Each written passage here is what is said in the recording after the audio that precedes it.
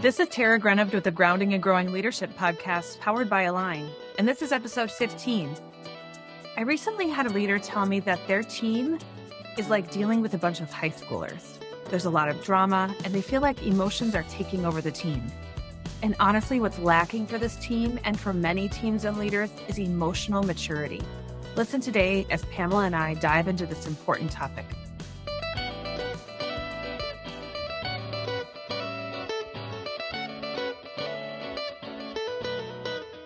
Welcome to the Grounding and Growing Leadership podcast, where everyone is a leader and leadership starts with you.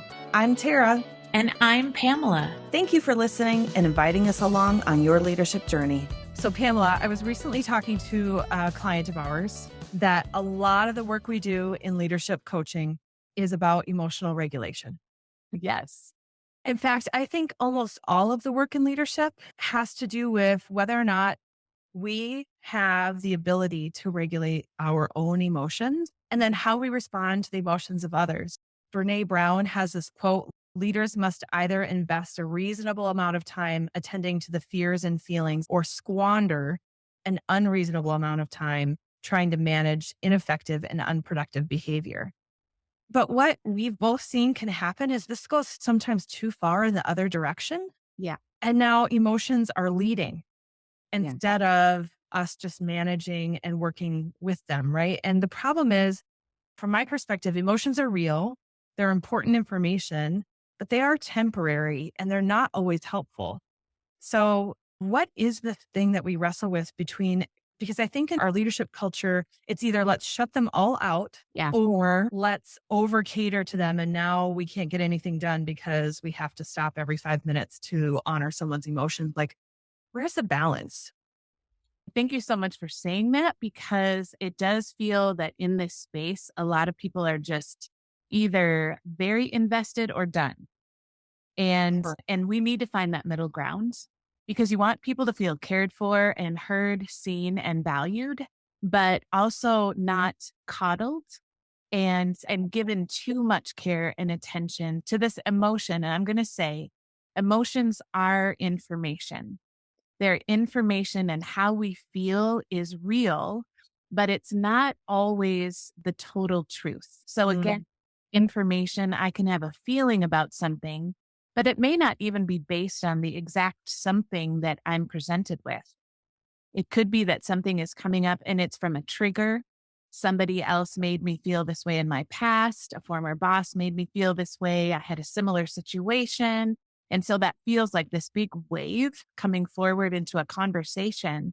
The person who's across from you in the conversation has no idea what wave that they are being hit with, but it feels very real to you. And so at that point, we want to recognize that we can grow into being emotionally mature and understanding what's happening within us so that we can then move from this emotion or this feeling that might be hijacking us in the moment to examine what's happening within us so that we can then move forward, honor it, move forward, and make a decision that's going to be impactful for myself and for others as I'm in the workplace, as I'm at home. And all of that put all together looks like emotional maturity. And that's what we want to talk about today.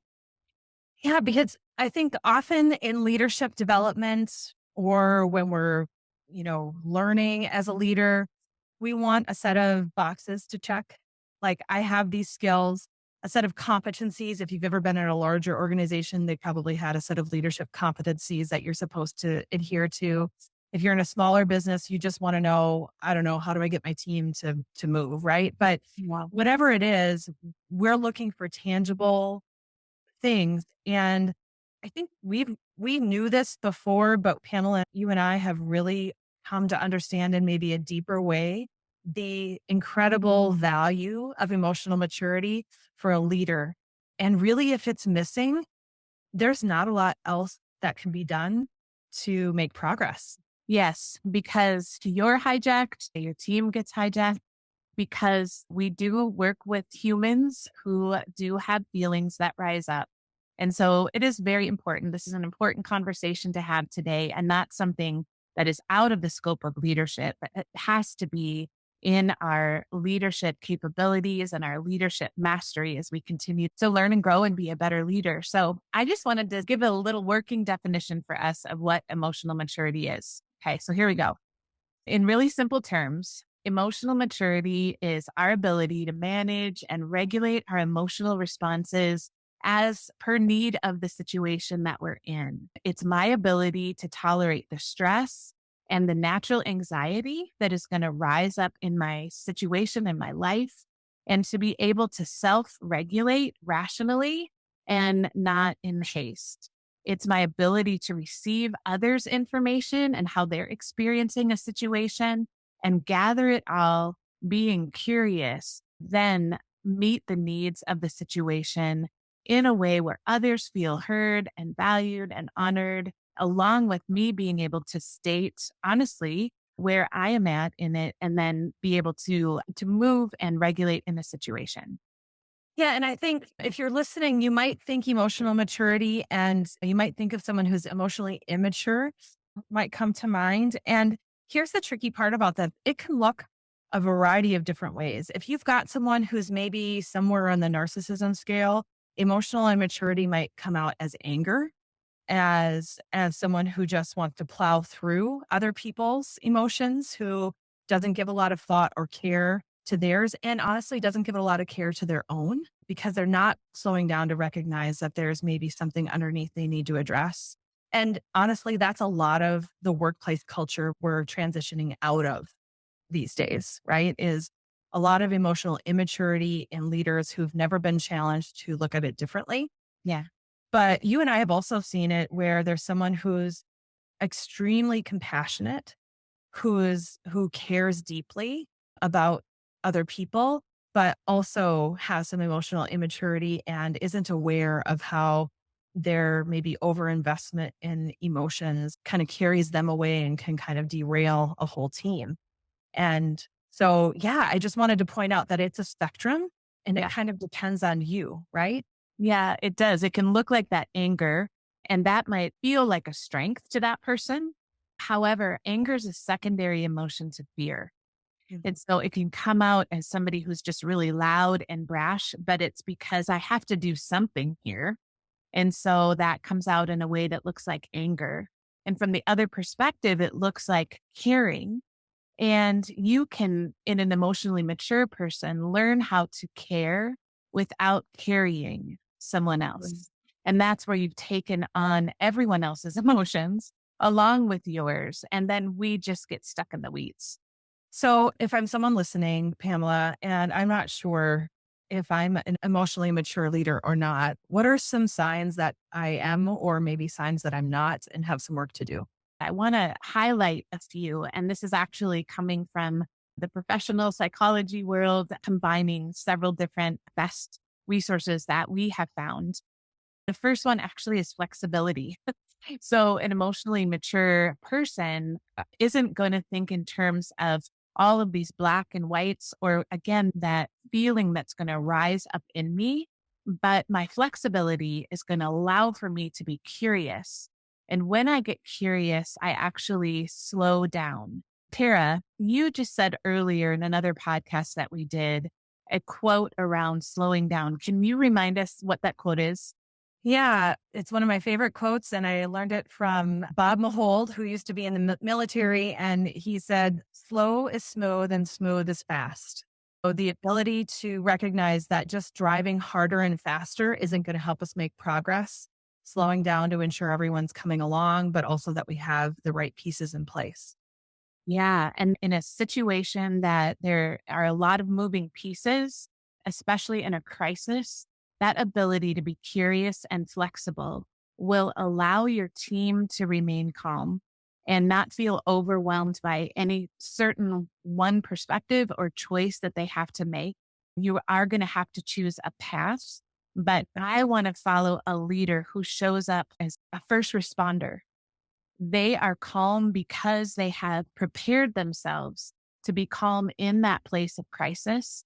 They're able to assess all the things that are happening and then come up with the best plan of action. It requires flexibility, it requires curiosity, it requires us not to have a singularly focused set of lenses that always has one action plan happening, but to be able to look around and assess what the needs are for that moment. Do you want to say more about that, Tara? Where have you seen that show up?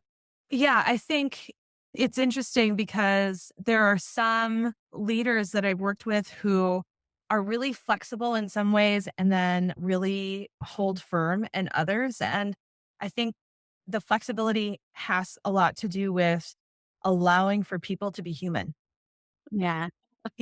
allowing people to be human. And of course, circumstances are going to come, and then how you respond to that absolutely matters. Where those same healthy leaders I see are not as flexible as around their core values. Like, we're going to hold true to the values that make us who we are. So we're not going to jettison those. Or maybe we've set some goals. I've also seen flexibility needed around, you know what, the circumstances have changed dramatically since we set this goal.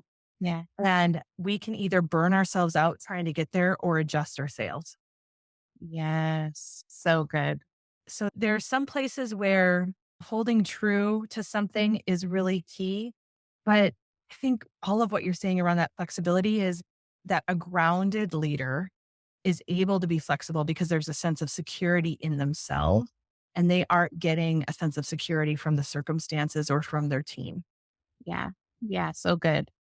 Another one that really is highlighted, and we see this in humility, but I'm going to call it taking responsibility and owning what they need to own. And so this is a person who isn't rising up in defensiveness and shifting blame and posturing over to other people. They're recognizing that, hey, this was my team and the responsibility is on my shoulders. And as a mature person, I can recognize that I potentially made a mistake, but I know that I'm not a mistake. I've Mm. for, and if I think I'm a mistake, I'm mistaken. That whole perspective, if you think you are a mistake and you are in leadership and a mistake then qualifies you as being a mistake, you need to do some serious work around insecurity because you are in that position as a leader. And if you're an insecure leader in that place and you can't own your stats and be humble and grounded, where you're shifting circumstances and blame off to other people, you will have a team that will not trust you and a team that will eventually not bring problems to you because of how you will put it back on them and not own anything. And so it's really important from an emotionally mature leader to own and take responsibility and be humble. Yeah. And if you have ever found yourself overreacting Yeah. to something, that's a good example of maybe where you're not taking full ownership of something. Sure, some things happen to us, but most of the time, especially when we're in leadership, we've had a role that we're playing in that. We have an opportunity we could improve. And so having that humility to learn from the circumstances helps us stay in that posture of taking ownership and recognizing that. I would also say that this is one where that inner security and where we're getting our security matters, Pamela. And something I don't mean for this to be a bunny trail, but I think it's important. You as a leader, yes, you need to be emotionally mature. And hopefully you're doing that work because it's really great modeling Yeah. and you're going to build trust and it's going to provide a safe space for the people on your team to become more emotionally mature. But all of the work that you have to do as a leader, ideally, you are then also encouraging and helping your team members to do, because if your team is emotionally immature, you're going to continue to run into issues as well. Yeah. And I'm going to say there's a statistic on this, but you're only as strong as your weakest link. If you have one person on your team who is that emotionally immature piece, the one who is constantly causing drama, constantly speaking of a crisis, constantly gossiping and going behind people's back and questioning, not asking questions about being curious, your whole team feels dysregulated and derailed. It's like when you're sitting at a table and the facilitator doesn't shut down a person who's talking too much kindly, but to be able to say, thank you. Let's hear from other people. Everyone at the table feels tense. And believe me, your whole team is going to feel tense if you aren't challenging everyone on your team to do their own work. That also needs to be that personal responsibility of that teammate to Mhm. grow even outside of the workplace, because again, we show up as whole people. So, really asking our team members, helping people say, you know what, the emotions you have here are okay, but the behavior is not. Yeah. And we'd like to encourage you to do some work in this area so that you can show up as a healthier team member because our team members can absolutely one rotten apple and Yeah. absolutely have an impact on the rest of the team, right? Yeah. And so asking them to take ownership of the work they need to do, I think it can be tempting to say it's all the leader. It's not always all the leader. The team members make up part of that team too. Yeah, and this is another point in that transparency where the leader is then modeling and asking his team members, what is it like to be on the other side of me? So talked about this previously, but this is a Jeff Henderson quote. He experienced it at Chick-fil-A and then brought it to North Point Ministries, but it's such a powerful question. And when your team members can do that with one another, receive that loving feedback, that healthy, kind, true feedback from our teammates, then I can see where I might have blind spots and I'm not coming across the way that I want to in the most healthy way. And so when the leader models that and opens up the dialogue for that question, it then encourages the team members to do the same. Yeah. Pamela, give us one more. What's one more example of someone who's emotionally mature? Okay, so then this is somebody who recognizes that the things that we go through strengthen our muscles of resilience. I don't live in a victim place, so we're walking through something hard.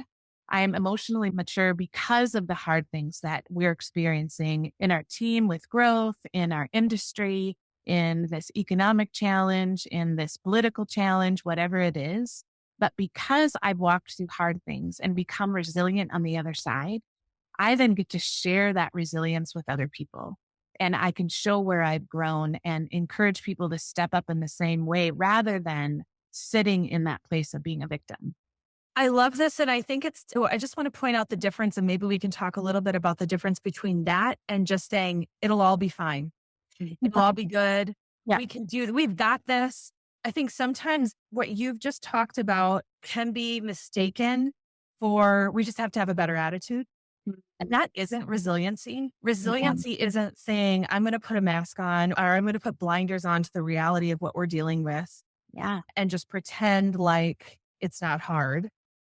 Resiliency requires us to acknowledge how hard things are when they're hard. And you will Yeah. lose trust with your team if you don't.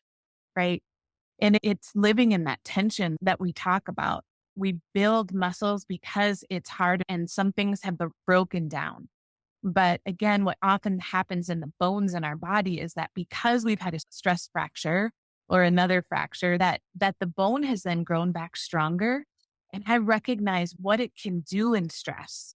So you take that positivity, which you were talking about. So you were explaining that, oh, it's going to be fine. Everything's going to be great. That view isn't meeting me compassionately with my fears.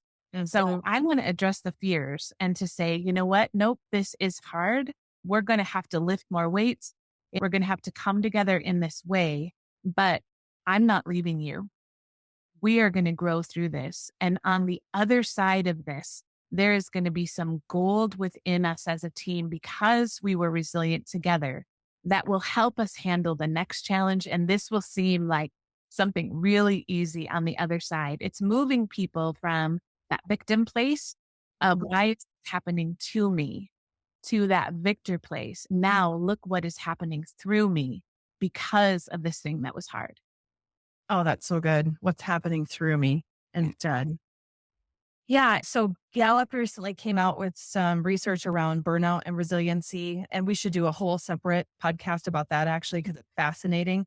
Yeah. But one of the resiliency tools they talk about is recognizing when you've done something hard before and learning from it Yeah. and thinking about and just reminding yourself that you have gotten through and even been successful through hard things.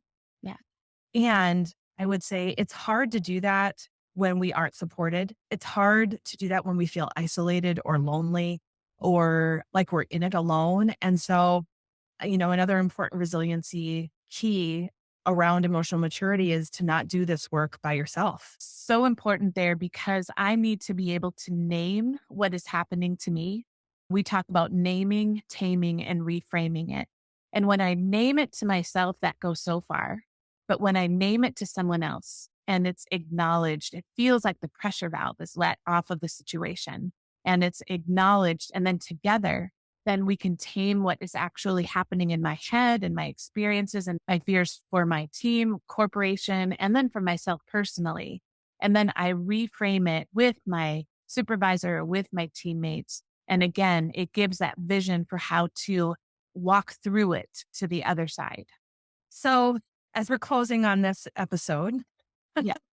I think the bottom line is there is work to do if we want to mature ourselves as emotionally mature and healthy leaders. And it is the work of leadership. Yes. So, maturing our own emotional capacity and our ability to manage our own emotions and to respond in healthy ways to other people's emotions is not easy work, but it is worthwhile and important work. We're going to have some resources for you linked in the show notes, but also reach out to us. You can do a free discovery session with us and just learn more. So if this is work that you've been wanting to do, but you're not sure how to get started, if something we said today tripped a trigger for you and you realize that this is something that is work that you need to do in order to make progress, we'd love to talk to you about what that could look like. Yeah, we sure would. And I just want to say from an individual standpoint that even if something we have talked about today reminded you of a situation, we call it a trigger, that we can feel it in our throat or sometimes in our stomach, and it feels like it's coming forward, either for you personally or for a situation at work. One of the tools that we use along with really deep breathing and naming what's true, I love to say this chapter of your life, we are going to put that in a box that we're going to attend to at a time when somebody else is going to witness what's hard with me. And in that witnessing, that's a one-on-one that becomes a counseling session with myself, with somebody else who's trusted, with a really good, what I call soul friend to you. And then you open up that box, you open up that chapter. And during that time, you can process that in a healthy way. When you do that, that then allows the space in your brain to open up to creativity, to open up to resiliency, to open up to possibilities. But if you have to picture it today, picture it as a chapter that you open up at certain times when it's safe.